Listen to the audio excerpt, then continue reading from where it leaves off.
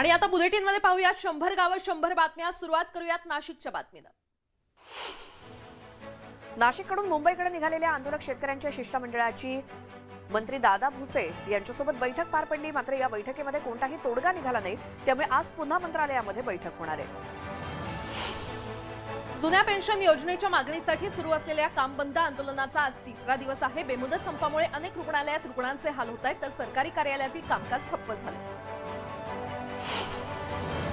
महाराष्ट्र राज्य महानगरपालिका, नगरपालिका, नगरपरिषद कामगार कर्मचारी संघटना फेडरेशन यांनी संपातून माघार घेतली आहे। उपमुख्यमंत्री देवेंद्र फडणवीस यांच्याशी चर्चा झाल्यानंतर हा निर्णय घेतला गेलाय।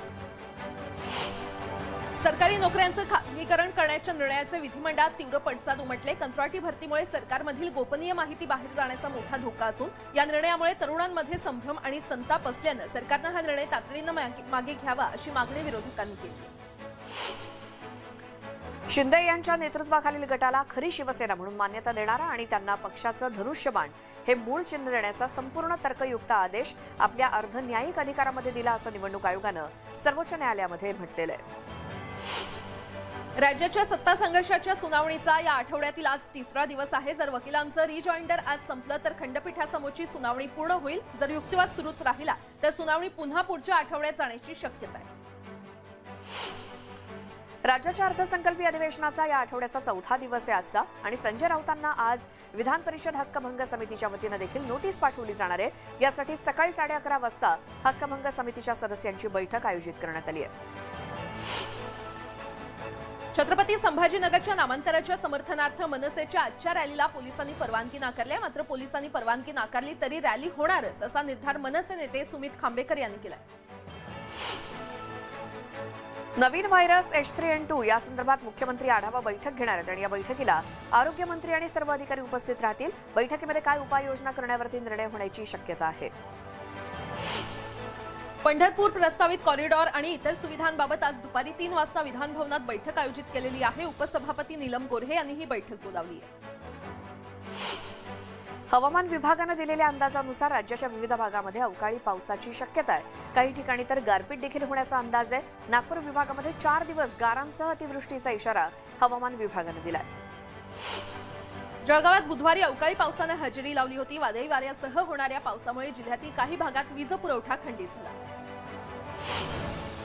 गोंदिया जिल्ह्यात पुढचे 4 ते 5 दिवस वादळी वाऱ्यासह पावसाची शक्यता आहे। जिल्ह्यामध्ये सर्वत्र ढगाळ वातावरण आहे आणि त्यामुळे बळीराजा पुन्हा एकदा संकटात सापडलाय।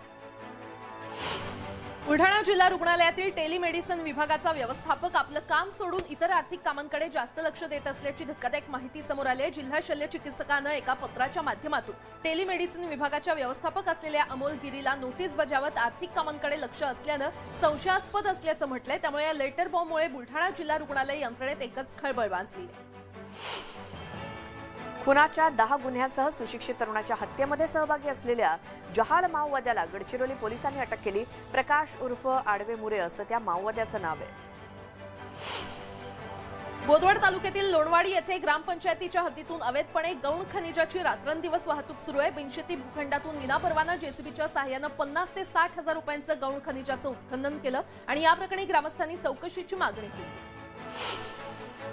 अकोल्याच्या मूर्तिजापूर तालुक्यातील कंझरा इथे एका जनावराच्या गोठ्याला भीषण आग लागली आणि या आगीमध्ये तब्बल 70 बकऱ्या आणि 20 बकऱ्यांची पिलं आणि 2 गायींचा होरपळून मृत्यू झालाय। शॉर्ट सर्किटमुळे ही आग लागल्याची प्राथमिक माहिती मिळाली आहे। या प्रकरणी मूर्तिजापूर पोलीस अधिक तपास करत आहेत। नाशिकच्या त्र्यंबकेश्वरमधील ब्राह्मणवाडी गावात 4 वर्षाच्या चिमुकलीवर बिबट्यानं हल्ला केला। बिबट्याच्या हल्ल्यात चिमुकलीचा दुर्दैवी मृत्यू झालाय। बुधवारी रात्री 7 वाजेच्या सुमारास ही दुर्घटना घडली। नैना कोरडे असं बिबट्याच्या हल्ल्यात मृत्यू झालेल्या चिमुकलीचं नाव आहे। भटक्या कुत्र्यांनी केलेल्या हल्ल्यामध्ये 3 बालकं गंभीर जखमी झाल्याची घटना अहमदनगर जिल्ह्यातल्या कोपरगाव शहरात घडली आहे। भटक्या कुत्र्यांनी 2 बालकांच्या गालावरती तर एकाच्या मानेवरती चावा घेऊन त्यांना जखमी केलं आणि त्यांच्यावर रुग्णालयात उपचार सुरू आहेत। कोपरगाव शहरामध्ये भटक्या कुत्र्यांनी प्रचंड दहशत निर्माण केली असून या कुत्र्यांचा तत्काळ बंदोबस्त करावा अशी मागणी नागरिकांनी नगर परिषदेकडे केली आहे। नवी मुंबईतील कोपरखैरणेमध्ये एका 19 वर्षीय मुलीवर 6 जणांनी जीवघेणा हल्ला केलाय। टी शर्ट छपाई करताना टी शर्टवर नाव न टाकल्याच्या कारणावरून आरोपींनी कोयत्यानं हल्ला केला। या प्रकरणी पोलिसांनी एकाला अटक केली असून 5 जणांचा शोध घेतला जातो। बोर्ले येथे महाराष्ट्र पोलीस नवी मुंबई यांची अतिशीघ्र दक्षता तुकडीनं चित्तथरारक प्रात्यक्षिकं सादर केली। यामध्ये दहशतवादी कृत्याविरोधातील तयारी सुद्धा दाखवण्यात आली आणि या कवायतींमध्ये विविध विभाग सहभागी झाले होते। ग्रामीण भागातील महिलांना आरोग्याच्या समस्यांबाबत जनजागृतीसाठी आणि आयुष्मान भारत अंतर्गत येणाऱ्या आभा कार्ड संदर्भातील माहिती पोहोचावी म्हणून इंदोरीतील तरुणाई पुढे आलेली आहे। 400च्या जवळपास चूल आणि मुलं सांभाळणाऱ्या महिलांनी याची माहिती घेत नाव नोंदणी केली। तसेच भविष्यात तब्येतीवर होणाऱ्या परिणामांबाबत माहिती देखील देण्यात आली। उरण JNPA मार्गावरती एका टपरीजवळ मालानं भरलेला भरधाव कंटेनर उलटला आणि या अपघातामध्ये टपरीवरील एकाचा चिरडून जागीच मृत्यू झालाय तर एक जण गंभीर जखमी आहे। या प्रकरणी पोलीस अधिक तपास करतायत। पुणे मुंबई एक्सप्रेसवेवर बोरघाटात एका टेम्पोनं ट्रकला धडक दिली। या अपघातात टेम्पो चालकाचा जागीच मृत्यू झाला असून ट्रक चालक किरकोळ जखमी झालाय। टेम्पोवरील वाहनावरील नियंत्रण सुटल्यानं हा अपघात झाला। 9 वर्षांच्या एका चिमुरडीवरती एका 80 वर्षांच्या वृद्धानं अत्याचार केल्याची संतापजनक घटना मावळच्या मुळशीमध्ये घडली। आरोपी या मुलीला चॉकलेटचा आमिष दाखवून तिच्यावरती अत्याचार करायचा। मुळशीतल्या पौड पोलिसांनी आरोपीला बेड्या ठोकल्या। दीपक केसरकरांनी आमदार असताना ठेकेदाराकडून किती रुपये घेतले हे मला उघड करायला लावू नका असं वक्तव्य खासदार विनायक राऊत यांनी केलंय। तसंच मी खासदार असताना काय काय मागणी केली हे मला बोलायला लावू नका असा इशारा देखील त्यांनी शिवसेनेला दिलाय। शिस्तभंगाची कारवाई प्रकरणी अॅडव्होकेट गुणरत्न सदावर्तेंना उच्च न्यायालयानं अंशतः दिलासा दिलाय। सदावर्तेंवरील आरोप महाराष्ट्र गोवा वकील संघटनेला गंभीर वाटत असले तरी आपल्याला ते गंभीर वाटत नाही अशी टिप्पणी उच्च न्यायालयानं केली। तसंच सदावर्ते यांच्या विरोधातील 2 पैकी 1 तक्रार फेटाळून लावण्याचे आदेश संघटनेला दिले। महाराष्ट्र सागरी मंडळानं ठाणे खाडी, वसई खाडी आणि उल्हास नदी एकमेकांना जोडून मुंबई, वसई, ठाणे, कल्याण आणि नवी मुंबई अशी वर्तुळाकार जलवाहतूक सेवा सुरू करण्याचा निर्णय घेतलाय। यासाठी 424 कोटी रुपयांची तरतूद करण्यात आली। पालघर, वसई आणि विरार शहरामधून मुंबईला जलद गतीनं जाता यावं यासाठी वैतरणा तसंच भाईंदर खाडीजवळ 3 नवीन पूल उभारण्याचे निर्देश मुख्यमंत्री एकनाथ शिंदेंनी दिलेत। तसंच शहरातील अंतर्गत वाहतुकीचा प्रश्न सोडवण्यासाठी रखडलेल्या 12 उड्डाणपुलांचं काम तातडीनं सुरू करण्याच्या सूचनाही मुख्यमंत्र्यांनी दिल्यात।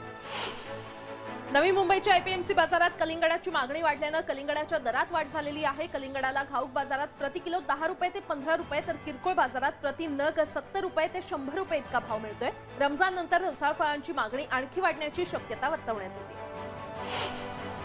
काँग्रेसचे नेते राहुल गांधी यांना मानहानी प्रकरणामध्ये 16 मार्चपर्यंत दिलासा मिळालाय। पंतप्रधान नरेंद्र मोदींबाबत आक्षेपार्ह वक्तव्य केल्याप्रकरणी राहुल गांधींविरोधात मानहानीची तक्रार करण्यात आली होती। कथित मनी लॉन्ड्रिंग प्रकरणी छगन भुजबळ यांच्यासह 52 आरोपींनी दोषमुक्तीसाठी अर्ज दाखल केलाय। या प्रकरणी विशेष PMLA कोर्टात सुनावणी सुरू असून भुजबळांच्या वकिलांचा अंतिम युक्तिवाद पूर्ण झालाय। कोविड-19च्या काळामध्ये कोरोनामुळे मृत्यू झालेल्यांच्या नातेवाईकांना आर्थिक मदत जाहीर करण्यात आली होती। मात्र अद्यापही रक्कम मिळालेली नाही। याबाबत विचारणा केली असता ऑनलाईन अर्ज मागवत आहोत असं उत्तर दिलं जात आहे। या प्रकरणी हायकोर्टात जनहित याचिका दाखल करण्यात आली असून त्यावरती आज सुनावणी होणार आहे। नाशिकमधील शिवसेनेचे आमदार सुहास कांदे यांचं राज्यसभा निवडणुकीतील मत रद्द केल्याप्रकरणी त्यांनी मुंबई उच्च न्यायालयात याचिका दाखल केली आहे। केंद्रीय निवडणूक आयोगानं दिलेले आदेश रद्द करण्याची मागणी या याचिकेतून करण्यात आली असून या याचिकेवर आज सुनावणी होणार आहे। उपनगरीय लोकल आणि मेल एक्सप्रेस रेल्वे गाड्यांमध्ये गुन्हेगारी हालचालींवरती लक्ष ठेवण्यासाठी रेल्वे सुरक्षा दलाच्या जवानांच्या गणवेशावरती आता बॉडी कॅमेरा लावण्याचा निर्णय घेण्यात आलेला आहे। येत्या महिनाभरात हे 40 कॅमेरे मुंबई विभागामध्ये दाखल होणार आहेत। मुंबईत इन्फ्लुएन्झाचा धोका दिवसेंदिवस वाढतोय। मुंबईमध्ये सध्या H3N2 व्हायरसचा संसर्ग झालेले 11 रुग्ण आढळलेले आहेत। वाढती रुग्णसंख्या लक्षात घेता कस्तुरबामध्ये 10 बेडचा आयसोलेशन वॉर्ड देखील तयार करण्यात आलाय। एकीकडे राज्यात 2 H3N2 विषाणू बाधित रुग्णांचा मृत्यू होत असताना आरोग्यमंत्री तानाजी सावंत मात्र H3N2 मुळे मृत्यू होत नसल्याचं सांगतायत। सकाळी H3N2 इन्फ्लुएन्झाचा धोकादायक नसल्याचं सांगायचं आणि संध्याकाळी सभागृहामध्ये दोघांचा मृत्यू झाल्याची माहिती द्यायची अशा 2 टोकाच्या विधानांमुळे आरोग्यमंत्री तानाजी सावंत पुन्हा एकदा चर्चेत आलेत। 2024 मधील जानेवारीच्या 3ऱ्या आठवड्यात मंदिराचं काम पूर्ण होऊन भगवान रामाची प्रतिष्ठापना होणार असल्याची माहिती श्रीराम जन्मभूमी ट्रस्टचे कोषाध्यक्ष गोविंद देवगिरी महाराज यांनी दिली आहे। त्यामुळे आता भाविकांना दर्शनासाठी मंदिर कधी खुलं होणार याची प्रतीक्षा अखेर संपली। अर्नाळा किल्ल्यातील जेट्टी मंजूर होऊन काम अर्धवट असल्यामुळे सुरक्षेचा प्रश्न गंभीर झालाय। अर्नाळा जेट्टीचं काम सुद्धा सध्या बंद पडलंय। खारघरमध्ये संत धन निरंकार यांच्या सत्संगाचं आयोजन करण्यात आलं असून यामध्ये लाखोंच्या संख्येनं भक्त सामील झाले। अंबरनाथ तालुक्यातील बोहनोली गावातील शेतकऱ्यांना जमिनीचा मोबदला न देता शेतकऱ्यांच्या जागेमध्येच खोदकाम सुरू करण्यात आल्याचा प्रकार समोर आलाय। या गावातील काही शेतकऱ्यांच्या जागेतून ऊर्जा पारेषणची विद्युत वाहिनी जाते। राज्यातील आगामी निवडणुकीच्या पार्श्वभूमीवर महाविकास आघाडीची एक महत्त्वपूर्ण बैठक पार पडली आहे। त्यानुसार मागच्या लोकसभा निवडणुकीत जिंकलेल्या जागांचा निकष समोर ठेवत शिवसेना 21, काँग्रेस 8 आणि राष्ट्रवादी काँग्रेस 19 अशा प्रकारच्या जागा वाटपाचं सूत्र आघाडीच्या बैठकीत मांडण्यात आल्याची माहिती सूत्रांकडून मिळते। अजित पवारांनी भर बैठकीत कार्यकर्त्यांना खुली ऑफरच दिली। प्रत्येक शहराची जबाबदारी त्या ठिकाणच्या मोठ्या नेत्यावरती देण्यात आली। जो चांगलं नियोजन करेल त्याला बक्षीस दिलं जाईल असं देखील विरोधी पक्षनेते अजित पवार म्हणाले। मुंबईत वायबी चव्हाण सेंटरमध्ये महाविकास आघाडीच्या नेत्यांची बैठक पार पडली। यावेळी उद्धव ठाकरे यांच्या भाषणावेळी एका उत्साही राष्ट्रवादीच्या कार्यकर्त्यानं देश का पंतप्रधान कैसा हो, शरद पवार जैसा हो अशी घोषणा दिली। माजी आरोग्य मंत्री दीपक सावंत यांनी शिंदे गटामध्ये प्रवेश केलेला आहे आणि मुख्यमंत्री एकनाथ शिंदे यांच्या उपस्थितीत हा पक्ष प्रवेश झाला। यावेळी दीपक सावंत यांनी मंत्रीपद नको, मला फक्त काम हवं असल्याचं स्पष्ट सांगितलं। मुंबई आणि पुण्यात अद्ययावत सीसीटीव्ही बसवणार असल्याची माहिती गृहमंत्री देवेंद्र फडणवीस यांनी दिली आहे। पुणे आणि मुंबईत फेस रेकग्नाइज कॅमेरे देखील लावण्यात येणार असल्याची माहिती त्यांनी विधानसभेत दिली। पिंपरी चिंचवड शहर परिसरात गारांसह जोरदार पावसाला सुरुवात झाली आणि ढगांचा गडगडाट आणि विजांच्या कडकडाटासह होणाऱ्या पावसानं लोकांची मात्र तारांबळ उडाली। नंदुरबार जिल्ह्यात सलग तिसऱ्या दिवशी अवकाळी पावसानं हजेरी लावली। गेले 3 दिवस जिल्ह्यातल्या विविध भागात गारपिटीसह पाऊस बरसला। नागपुरात पुढचे 4 दिवस गारपिटीसह अतिवृष्टीचा इशारा देण्यात आलाय। तसंच 16 आणि 17 मार्च रोजी नागपूर, चंद्रपूर आणि गडचिरोली या 3 जिल्ह्यांना ऑरेंज अलर्ट जारी करण्यात आलाय। गारपीट आणि वादळी पाऊस होणार असल्यामुळे नागरिकांनी सतर्क राहावं असं आवाहन हवामान विभागानं केलं। छत्रपती संभाजीनगर जिल्ह्यातील शेतकरी पुन्हा एकदा चिंतेत सापडलाय। ढगाळ वातावरणामुळे सोंगणीस आलेल्या गहू, हरभरा आणि भाजीपाला पिकांना मोठा धोका निर्माण झालाय। तर गहू काढण्यासाठी शेतकऱ्यांची लगबग सुरू आहे।